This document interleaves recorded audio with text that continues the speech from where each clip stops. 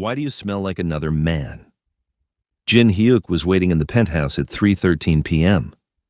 Rage barely controlled in his eyes. Laura thought she could keep her job interview a secret from her Mafia boss employer. She was wrong. Jin Hyuk had been watching her every move for 6 months, losing his mind with obsession every time she smiled at someone else. And when David Chen, charming, legitimate, everything Jin Hyuk wasn't, walked into his penthouse and made Laura laugh in 5 minutes, he did the most insane thing possible.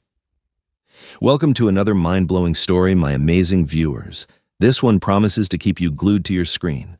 Kindly tell us where you're watching from. Laura pushed open the heavy door, her shoulders aching from the weight of possibility. The job interview had gone well, better than she'd expected, and for the first time in 6 months, she'd glimpsed a future that didn't revolve around polishing marble countertops and pretending not to notice the dangerous men who came and went from her employer's home. She barely had time to set down her bag before his voice cut through the silence. Why do you smell like another man? Laura's blood turned to ice. Jin Hyuk stood in the doorway of his office, backlit by the golden light streaming through floor-to-ceiling windows. At 32, he was a study in controlled violence, sharp jawline, darker eyes that could strip a person to their core, and a presence that made even his most hardened associates nervous. 6 months of working for him had taught Laura to read the subtle shifts in his demeanor, the flex of his fingers when he was annoyed, the way his accent thickened when he was angry, the dangerous stillness that preceded an explosion. Right now, every line of his body screamed threat. "Excuse me?" Laura's voice came out steadier than she felt. She'd been raised in Chicago, had learned early how to face down intimidation with her chin up and her spine straight. She wouldn't cower, not even for him.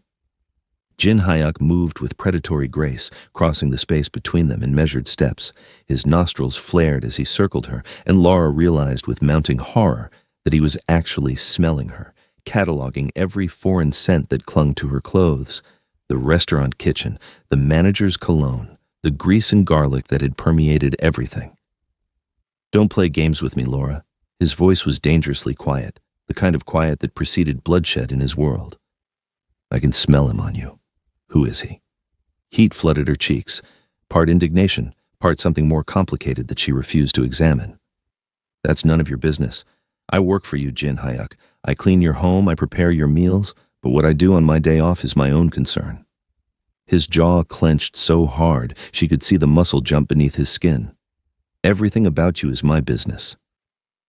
The possessiveness in those words sent a shiver down her spine that had nothing to do with fear, and everything to do with the tension that had been building between them for months.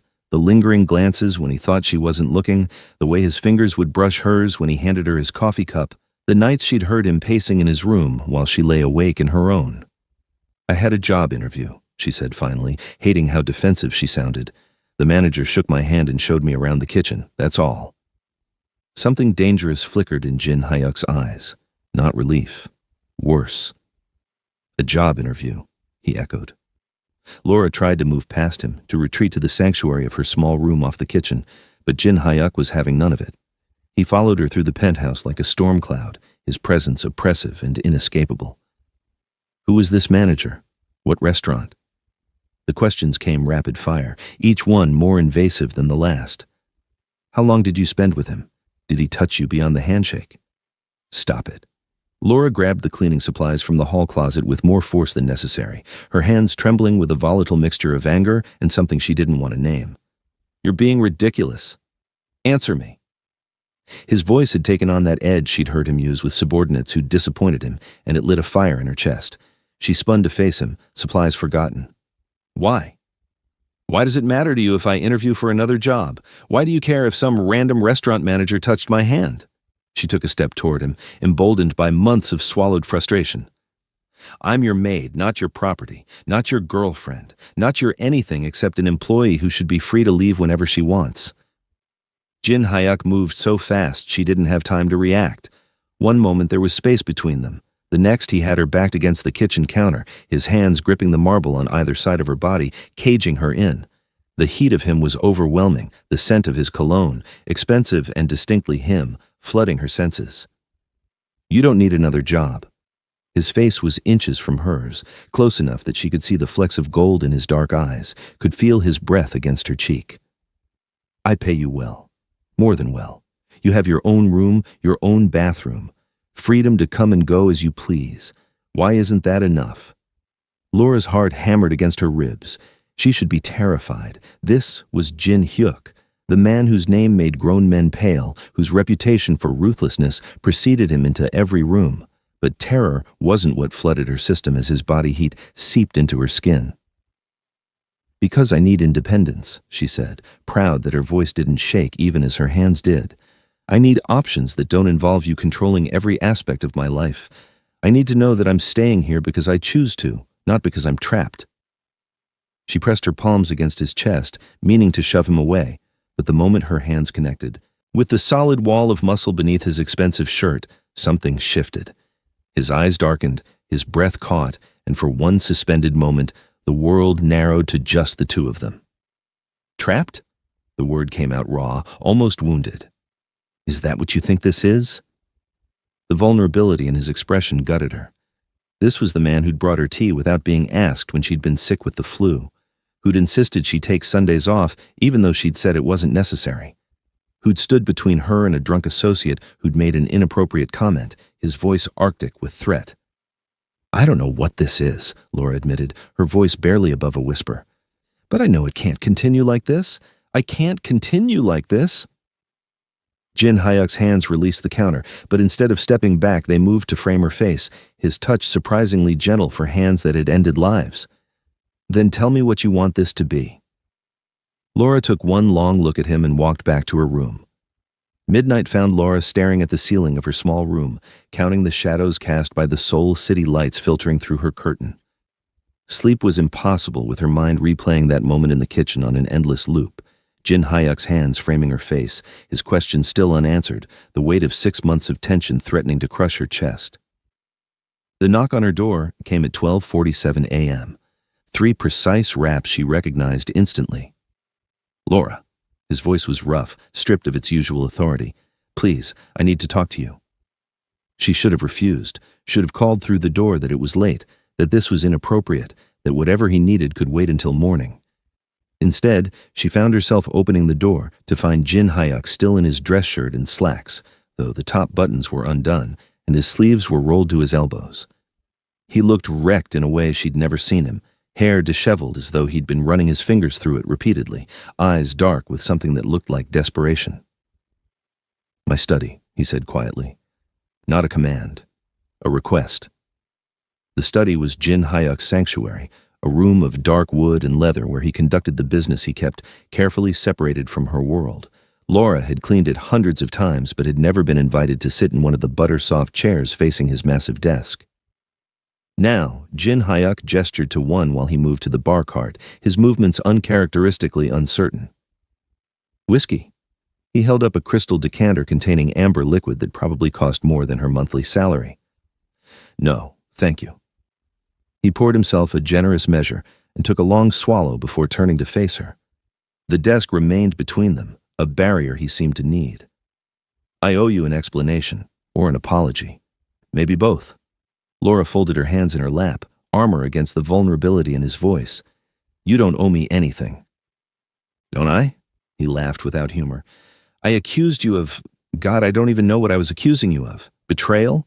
As if you owe me fidelity when you're right. You're my employee, not my... He trailed off, took another drink. Tell me about Chicago. The subject changed through her. What?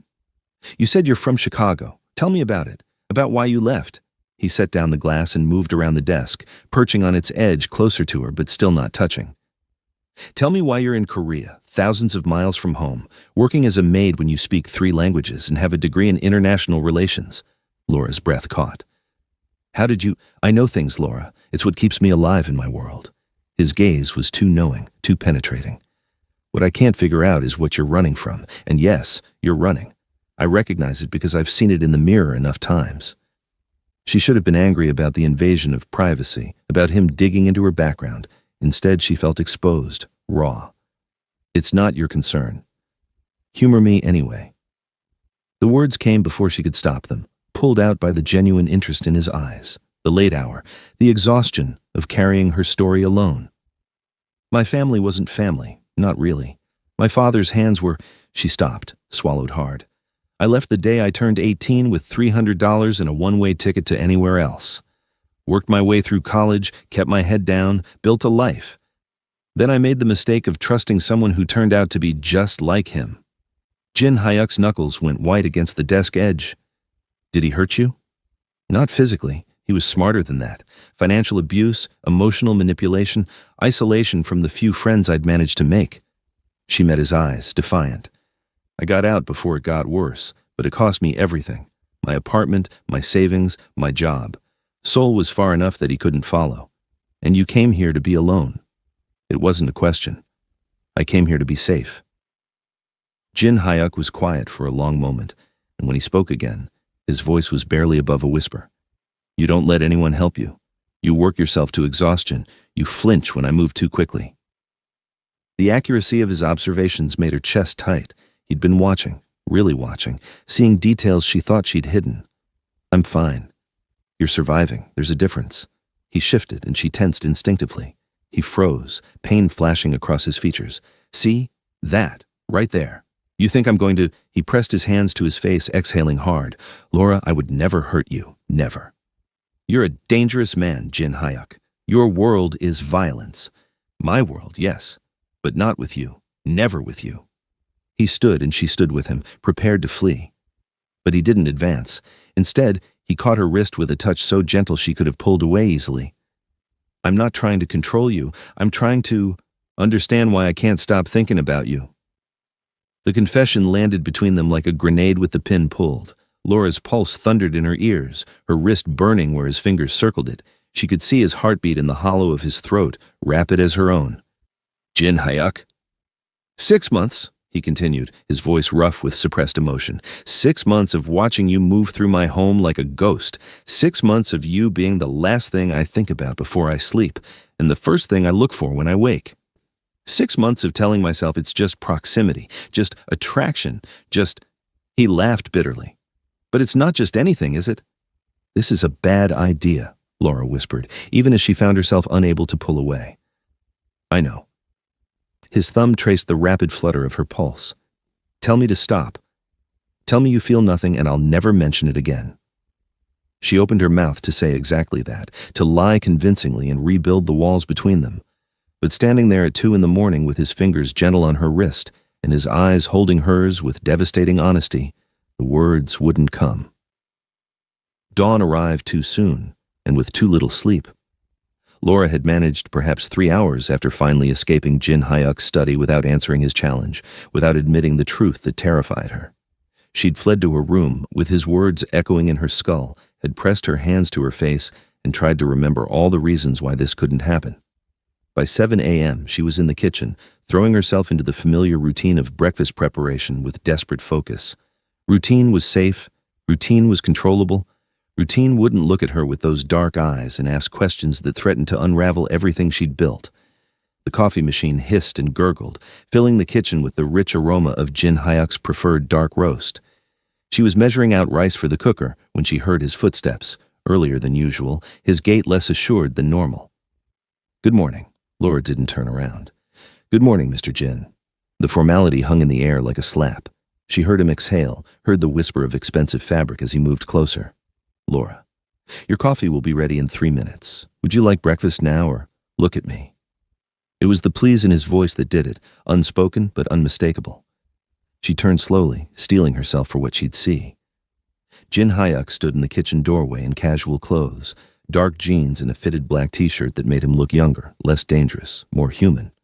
His hair was still damp from the shower, and there were shadows under his eyes that matched her own. In his hands was a coffee mug.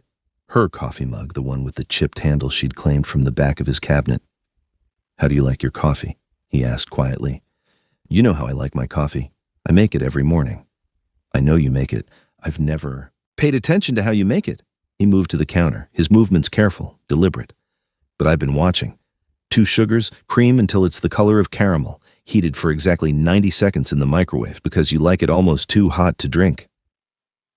Laura's throat constricted as she watched him prepare her coffee with meticulous attention, his hands steady despite the tension radiating from his frame. When he finished, he held it out to her, an offering, a gesture, a symbol of something shifting between them. I don't need you to make my coffee, she said, but she took the mug anyway, her fingers brushing his. The contact sent electricity up her arm. I know you don't need me to. I wanted to. His eyes searched hers. Did you sleep? Did you? Not really. A ghost of a smile crossed his lips. Kept thinking about a question I asked that didn't get answered. Laura took a sip of coffee to buy herself time. It was perfect. Exactly how she liked it, prepared with care by hands that killed without hesitation. The contradiction made her dizzy. Jin Hyuk, take the day off. She blinked at the non-sequitur. What? Take the day off. You worked yesterday and you're exhausted. Rest. I don't need to rest. I have work to do. Your shirts need... I don't care about the shirts. His voice rose slightly, frustration bleeding through. I care that you look like you haven't slept properly in weeks. I care that you're standing in my kitchen at 7 in the morning when I know you were up past 2. I care. He stopped himself, jaw clenching. Just take the day, please. No. Laura set down her coffee with more force than necessary. I don't need you to take care of me. I don't need you to worry about my sleep schedule. I don't need... What do you need, Laura? He stepped closer, and she stepped back. They began a dangerous dance across the kitchen floor, her retreating, him advancing until her back hit the refrigerator. Tell me what you need, because clearly I'm doing everything wrong. I need you to stop. The words burst out of her, sharp with panic. I need you to stop being kind and attentive and making my coffee and asking about my life. I need you to go back to being my employer, nothing more. I can't. You have to. Why? He was close now, so close she could see the fine lines at the corners of his eyes, could smell his shampoo, could feel the heat radiating from his body. Give me one good reason why, and I'll try. Because you're dangerous, because your world is violent and unstable, and that's not a reason, that's an excuse. His hand came up, hovering near her cheek but not touching. The real reason, Laura, the truth. Her heart hammered against her ribs, her breath coming short and fast. They stood inches apart, the morning light streaming through the kitchen windows, highlighting the intensity in his gaze. She could feel herself trembling, could feel the walls she'd built, crumbling under the weight of his proximity, his persistence, his unwavering focus on her. Because, she whispered finally, the words torn from somewhere deep and honest and terrified. Because if I let this happen, if I let you in, and you turn out to be like him, like all of them, it will break me, completely, and I've worked too hard to put myself back together to risk that again. Pain flashed across Jin Hyuk's face, not anger at her comparison, but anguish at her fear. His hand dropped. And if I'm not like them, if I'm exactly who I appear to be with you, then I'm still the maid, and you're still the Mafia boss, and this, she gestured between them, this still can't happen. The words hung in the air, final and devastating. Laura watched emotions flicker across Jin Hyuk's face. Frustration, hurt, resignation, and something that looked dangerously like determination. They stood there, breathing hard, neither willing to close the final distance or step away entirely, caught in the excruciating space between wanting and fearing, between what is and what could be.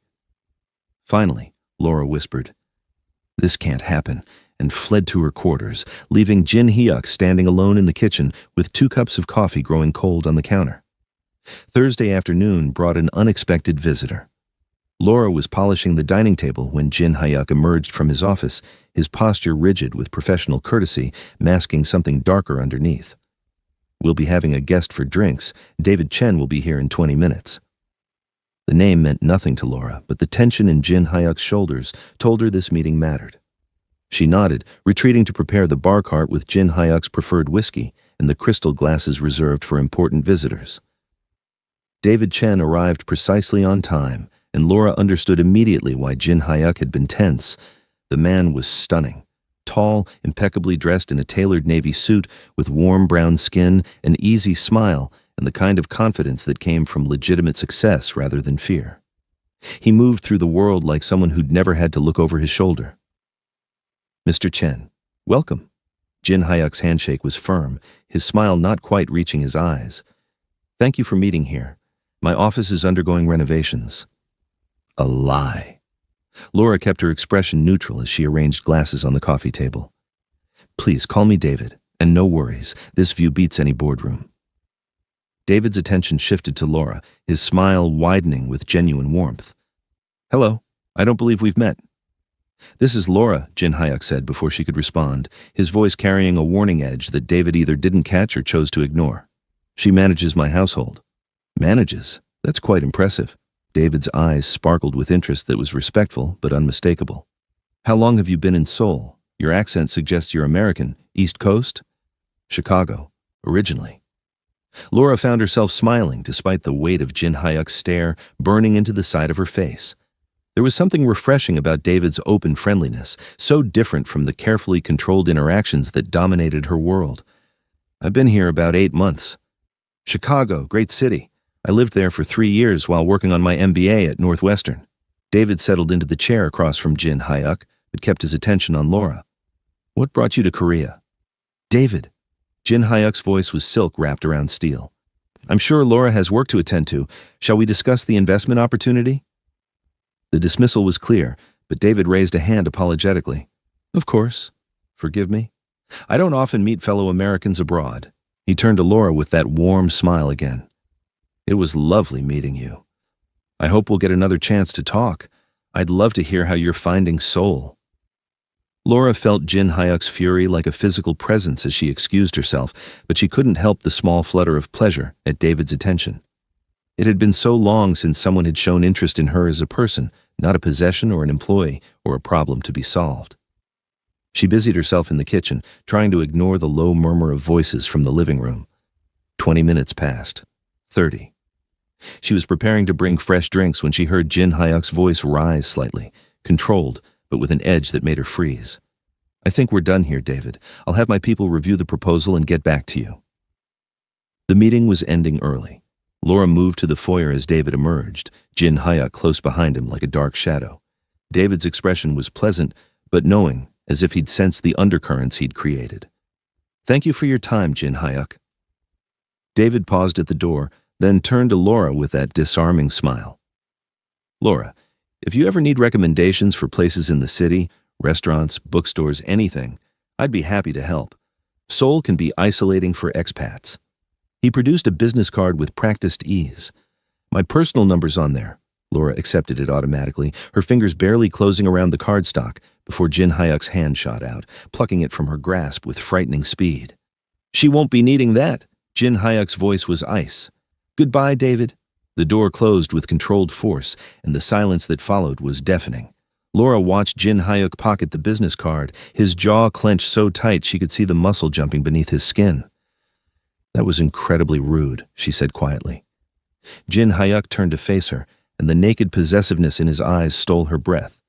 "Stay away from him." The command ignited something hot and furious in Laura's chest. "Excuse me?" "You heard me. David Chen is not someone you should be talking to." "He seemed perfectly nice." "I don't care how he seemed," Jin Hyuk advanced. "On her." And Laura held her ground despite her racing heart. "You don't talk to him. You don't take his calls. You don't accept his business cards or his restaurant recommendations or his anything. You don't get to dictate who I talk to." Laura's voice rose to match his, weeks of suppressed frustration boiling over. "You don't own me, Jin Hyuk. I can speak to whoever I want, accept business cards from whoever I want, have coffee with whoever I want. Like hell you can." The words exploded from him, raw and uncontrolled. "Do you have any idea what it did to me watching him smile at you? Watching you smile back? Watching him look at you like—" He broke off, hands fisting at his sides.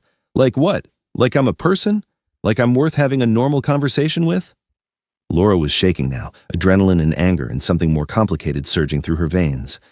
"God forbid someone treats me like I'm human instead of invisible." "You think I don't see you?" Jin Hyuk's laugh was harsh, almost painful. "I see nothing but you. Every minute of every day you're all I see. Do you know what that's like? To have someone consume your every thought, to watch them move through your space and know you can't touch them, can't have them, can't even tell them how you feel because you're terrified of scaring them away?" "Then what was that?" Laura gestured wildly toward the door. "What was that display of territorial nonsense if not trying to scare me?" "That wasn't about scaring you. That was about—" He ran a hand through his hair, the gesture violent with frustration. "I don't want any man near you. There. Is that what you want to hear? I'm obsessed with you, Laura. I'm completely, irrationally, destructively obsessed with you, and it's driving me insane." The confession hung in the air between them, raw and honest and terrifying. Laura stared at him. This dangerous man who killed without hesitation, who built an empire on fear, who could have anything and anyone he wanted, and saw only vulnerability. Desperate, aching vulnerability that mirrored the feeling clawing at her own chest. "You can't be," she whispered. "You can't be obsessed with me." "Why not?" "Because I'm nobody. I'm your maid, Jin Hyuk. I clean your floors and cook your meals and try to stay invisible because that's the only way I know how to survive in your world. You've never been invisible to me." He took a step closer, then another, and this time Laura didn't retreat. "From the first day you walked into this penthouse with your chin up and your walls high, you've been all I could see. And I've tried, God, I've tried, to ignore it, to be professional, to let you keep your distance. But then David Chen walks in and makes you smile in 5 minutes, and I realize I'd burn down the city just to be the one who puts that expression on your face." Laura's breath came in short gasps, her heart thundering so loud she was certain he could hear it. "You don't mean that?" "I've never meant anything more in my life." They stood there in the foyer, the afternoon light casting long shadows across the marble floor, both of them trembling with the weight of words that couldn't be taken back. Laura could see the truth of his confession written in every line of his body, could feel it in the electricity crackling between them. And for the first time since arriving in Seoul, since building her carefully controlled life, since learning to survive on her own terms, Laura felt her walls begin to crumble. For 3 days, the penthouse became a prison of unspoken words and barely controlled tension. Laura and Jin Hyuk moved around each other like celestial bodies caught in orbit, unable to collide, unable to break away, the gravitational pull between them growing more dangerous by the hour. Jin Hyuk stopped going to his office downtown, conducting all business from his study with the door open, as if he needed to know exactly where Laura was at all times. She could feel his eyes tracking her movements through the penthouse, could sense him in doorways watching her work, could hear him pacing his bedroom late into the night when sleep eluded them both. Laura made mistakes she'd never made before. Burned rice. Forgot to pick up his dry cleaning. Polished the same section of countertop 3 times because she couldn't focus with his presence humming through the air like a live wire. She was exhausted, from the tension, from fighting her own feelings, from the constant awareness of him that had become a physical ache. Friday night, she served him dinner in the dining room as always, setting down the plate of bulgogi with hands that trembled slightly. As she turned to leave, Jin Hyuk's voice stopped her. "Sit." It wasn't a command. His voice was too tired, too uncertain for that. It was a plea. Laura hesitated, every instinct screaming at her to maintain distance, to keep the boundaries that had already been shattered beyond repair. But something in his expression, the shadows under his eyes that matched her own, the defeated slump of his shoulders, the raw need written across his features, made her pull out the chair across from him and sit. They were silent for a long moment. Jin Hyuk pushed food around his plate without eating, and Laura folded her hands in her lap to keep from reaching across the table. "Why me?" The question escaped before she could stop it, soft and genuinely confused. "You could have anyone, models, actresses, heiresses, women who belong in your world. Why me?"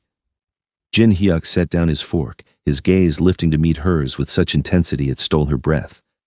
"Because you're the only person who's ever looked at me like I'm a man, not a monster or a bank account. That's not... Let me finish." His voice was gentle but firm. "Every person in my life wants something from me. Protection, money, power, fear. Even the people who claim to care about me are calculating what I can do for them. But you?" A ghost of a smile touched his lips. "You looked at me that first day like I was an inconvenience, like I was just some guy who expected you to clean up after him. Do you know how extraordinary that is?" Laura's throat tightened. "I still expect you to clean up after yourself." "I know." The smile widened slightly before fading. "You challenge me. You push back when I'm being unreasonable. You're not afraid to tell me when I'm wrong. And when you smile, which is rare, so devastatingly rare, it feels like I've won something precious, something that can't be bought or taken, only given freely." The vulnerability in his admission cracked something open in Laura's chest. She thought of all the times she'd caught him watching her, thought he was being controlling or possessive. But what if he'd just been desperate for her attention, for a genuine connection in a world where everything was transactional? "You want honesty?" she asked quietly. "Always." "You terrify me." The words came out steady despite the emotions churning inside her. "Not because I think you'll hurt me physically, but because I'm starting to believe you might mean everything you say. And if I let myself believe that, if I let myself feel what I'm feeling, and you turn out to be like, I'm not like them. Jin Hyuk's voice was fierce. Whatever they did to you, whoever made you build these walls, I'm not them. How can I know that? You can't. Not for certain. Not without taking a risk. He leaned forward, his eyes never leaving hers. But I can tell you who I am, where I came from, why I understand what it's like to build walls so high you forget what sunlight feels like. Laura found herself leaning forward too, drawn in despite herself. Tell me. And so he did. Through the cooling dinner and into the night, Jin Hyuk talked. He told her about his childhood in Busan, about a father who saw him as a tool and a mother who died too young to protect him, about being raised by his uncle in the organization, learning that love was weakness and trust was fatal, about building an empire while losing pieces of his humanity with every decision, every compromise, every life he took or ordered taken. I was 12 the first time I saw someone's body, he said quietly, his gaze distant. One of my uncle's associates. He'd been skimming money. They made me watch as a lesson. This is what happens to people who betray you. I threw up afterward, and my uncle beat me for showing weakness. Laura's hand had moved across the table at some point, covering his. She didn't remember deciding to touch him, but now his fingers had turned, interlacing with hers, holding on like she was an anchor. I'm 26, Laura heard herself say. I was in foster care from age 7 to 18, 11 different homes. Some were fine, some were. She swallowed hard. I learned early that the only person you can rely on is yourself, that needing people gives them power to hurt you.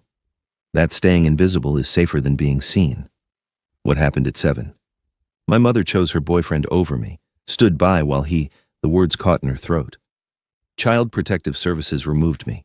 She never tried to get me back. 11 years in the system and she never even called. Jin Hyuk's grip on her hand tightened. I'm sorry. Don't be. It taught me to survive. Laura managed a brittle smile. Though I'm starting to think maybe I learned the wrong lessons. What do you mean? I thought survival meant staying alone. Staying safe meant never letting anyone close enough to hurt me. But sitting here with you, telling you things I've never told anyone, I'm wondering if maybe survival isn't the same as living. They talked until the Seoul skyline blazed with lights, until the dinner had long gone cold, until the words ran dry and left only the truth hanging between them.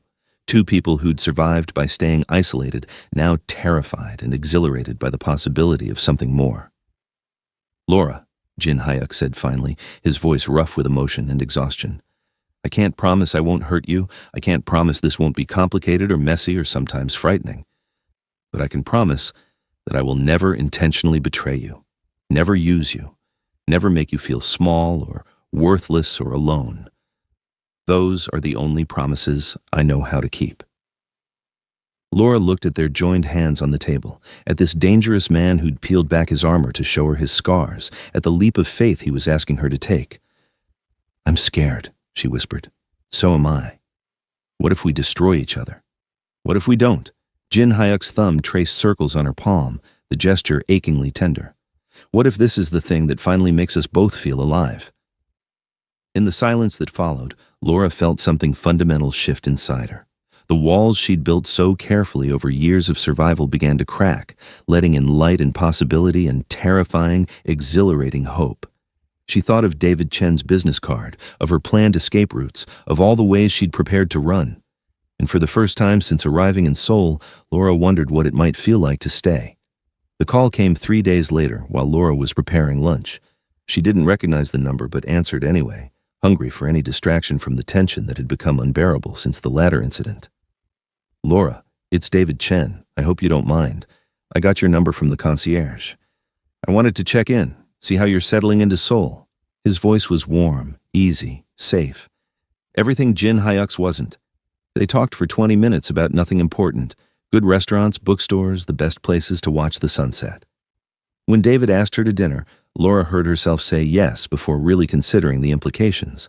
She mentioned it to Jin Hyuk that evening while serving his dinner, keeping her voice carefully, neutral. David Chen called. He invited me to dinner tomorrow night. The fork in Jin Hyuk's hand clattered against the plate. When he looked up, his eyes were black with fury. No. Excuse me? You're not going to dinner with him. His voice was dangerously quiet. You're not going anywhere with him. Something inside Laura snapped. You don't get to tell me what to do. The hell I don't. David Chen is what? Nice? Normal? Someone who treats me like an equal instead of a possession? She was shaking now, weeks of frustration and confusion and suppressed desire boiling over. You don't own me, Jin Hyuk. You never will. Laura. I quit. The words came out steady despite her trembling hands. Effective immediately. I'll be out of your apartment within the hour. She saw something break in his expression, saw the exact moment panic replaced anger. Wait, you can't. Watch me. Laura turned and walked to her room, pulling her suitcase from the closet with hands that shook from adrenaline and heartbreak and relief. She'd stayed too long, let herself get too close, allowed the lines to blur until she couldn't see where employee ended and something else began. This was the only way to save herself. She was folding her clothes when Jin Hyuk appeared in her doorway, his face ashen. Don't go. His voice was raw, stripped of all authority. Please, I'll give you anything. More money, complete freedom. I'll never touch you. I'll never tell you what to do again. Just don't leave. Laura zipped the suitcase closed, tears finally spilling down her cheeks. That's not how this works. You can't cage someone and call it love. You can't control every aspect of my life and claim its protection. Love isn't supposed to feel like suffocation. Then tell me what love is supposed to feel like. He moved into the room, desperate. Tell me what you need, and I'll give it to you. I'll be it. I'll change everything. You can't change what you are. She shouldered her bag, forced herself to meet his eyes. And I can't be what you need. Someone who'll accept violence as affection, possession as devotion. I deserve more than that. I deserve better. She walked toward the door, and Jin Hyuk moved to block her path. For a moment, she thought he might actually try to stop her physically, might prove every fear she'd harbored about him true. But he just stood there, his hands fisted at his sides, his body radiating tension and anguish. If you walk out that door, he said quietly, and something happens to you, if David Chen or anyone else hurts you, if you need anything, I won't call you, Laura's voice broke. Because that's the point, Jin Hyuk. I need to stand on my own. I need to know I can survive without someone, without you, controlling my choices. She stepped around him, and this time he let her pass. At the penthouse door, she paused, her hand on the handle, tears streaming silently down her face. Behind her, she could hear Jin Hyuk's ragged breathing, could feel the weight of his gaze, could sense him fighting every instinct to stop her. Goodbye, she whispered, and walked out, leaving Jin Hyuk standing alone in his perfect penthouse, surrounded by wealth and power and violence, with nothing but the echo of her footsteps to keep him company. The door closed with a quiet click that sounded like a gunshot in the silence. The penthouse had become a mausoleum. Jin Hyuk moved through rooms that felt too large, too empty, haunted by the ghost of a woman who'd cleaned them, lived in them, breathed life into them. Every corner held memories. The kitchen where she'd made coffee with fierce concentration, the dining room where they'd shared that devastating dinner, the foyer where she'd walked out of his life with tears streaming down her face. 3 weeks, 21 days, 504 hours since Laura had left, and Jin Hyuk was coming apart at the seams. His associates noticed. Park mentioned it carefully after a meeting where Jin Hyuk had nearly put a bullet through someone for a minor infraction. Boss, maybe you should take some time off. I seem what? Jin Hyuk's voice was ice. Park wisely didn't finish the sentence. The drinking started around day 5, not enough to impair him. He couldn't afford that kind of vulnerability in his world, but enough to dull the ache that had taken up permanent residence in his chest. The whiskey helped him sleep, helped him stop listening for footsteps that would never come, helped him forget the way she'd looked at him before walking away. Work suffered. He couldn't focus during meetings, couldn't summon the energy to deal with the endless territorial disputes and power plays that usually gave his life structure. His empire ran on fear and respect, but lately he'd been running on nothing but exhaustion and regret. The penthouse staff walked on eggshells.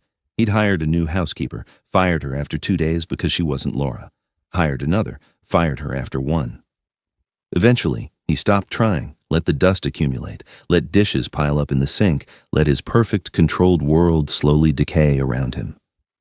At night, he stood at the windows overlooking Seoul and wondered where she was, if she was safe, If David Chen had taken her to dinner, made her laugh, offered her the normal life Jin Hyuk could never provide, the thought made him want to burn the city down, but he'd promised himself he wouldn't look for her. She'd asked for space, for autonomy, for freedom from his control. So he gave it to her, even though it was killing him. The doorbell rang at 11:47 p.m. on a Friday night, 3 weeks and 2 days after she'd left. Jin Hyuk was halfway through a bottle of whiskey, staring at financial reports he couldn't process, when the sound cut through the silence. He moved to the door on instinct, hand automatically going to the gun at his waist. No one visited unannounced at this hour, unless there was a problem. He checked the camera feed and froze. Laura stood in his hallway, soaked from rain, her clothes plastered to her frame. Her hair hung in wet ropes around her face, and even through the grainy security footage, he could see her eyes were red and swollen from crying. Jin Hyuk had the door open before his brain caught up with his body. "Laura." Her name came out strangled, disbelieving. "What? I'm sorry." Her voice cracked, barely audible. "I'm so sorry. I know I shouldn't be here. I know I said I wouldn't come back, but I didn't know where else to go, and I—" A sob cut off her words. Jin Hyuk didn't think. He pulled her inside, his hands shaking as he grabbed blankets from the linen closet, wrapped them around her trembling shoulders. She was freezing, soaked through, looking at him with such devastation it made his chest hurt. "Don't apologize."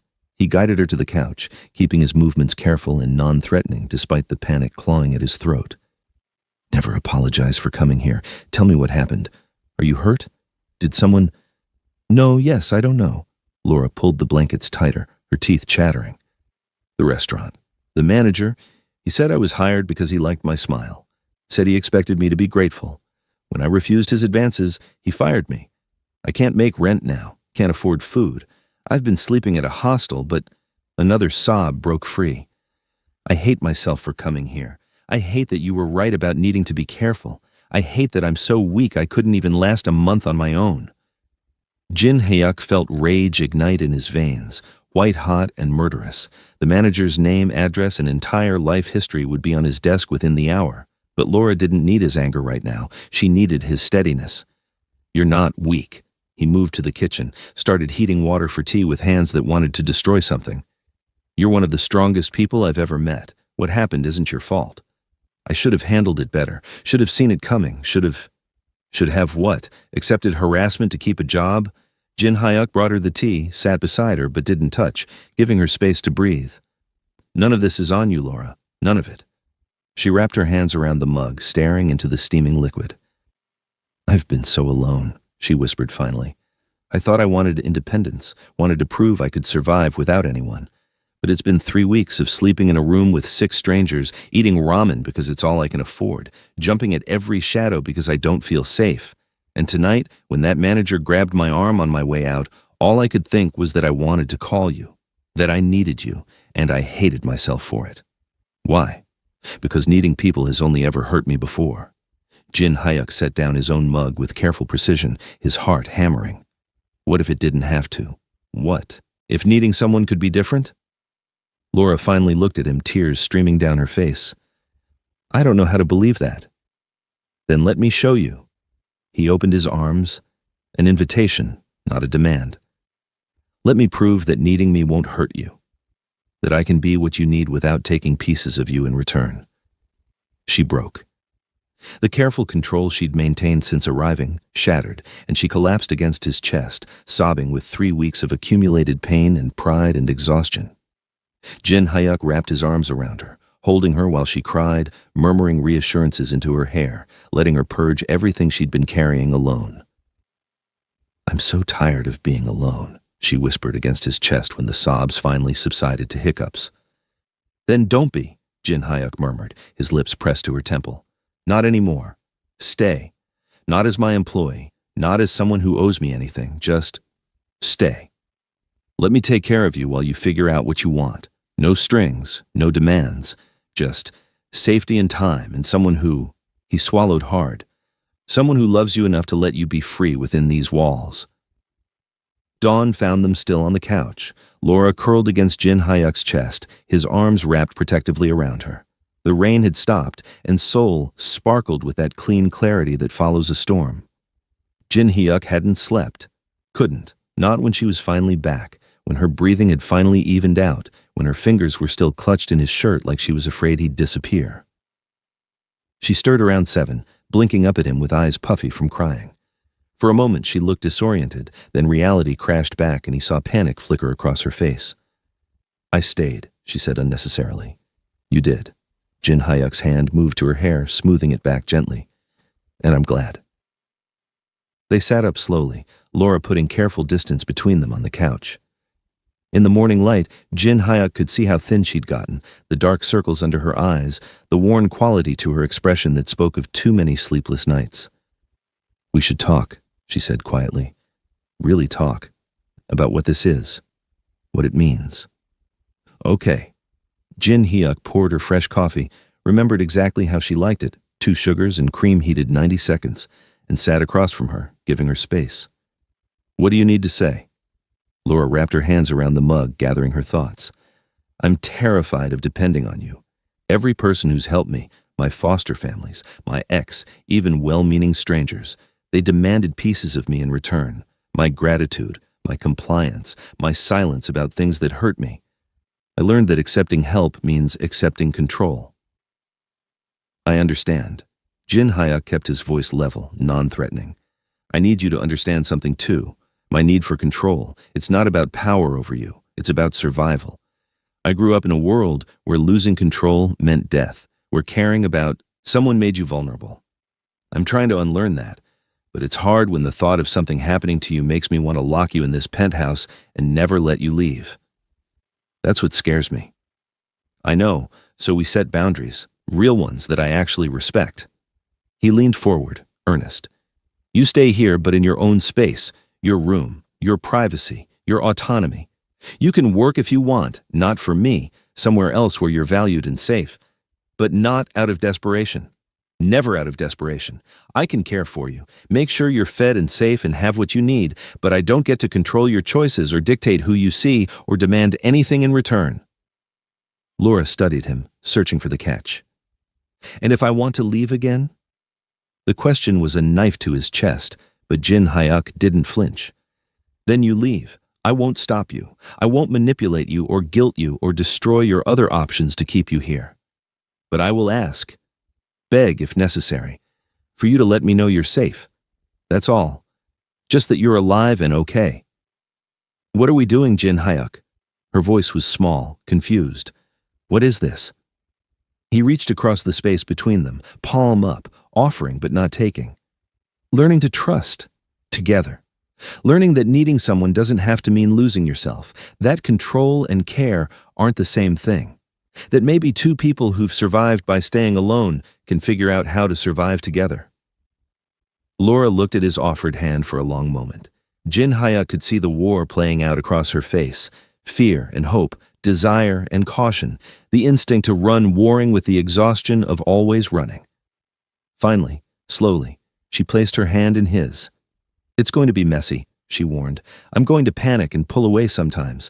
I'm going to doubt you and test boundaries and probably hurt you without meaning to." "I'm going to be overprotective," Jin Hyuk admitted, his fingers closing gently around hers. "I'm going to want to fix things I can't fix and control things I shouldn't control.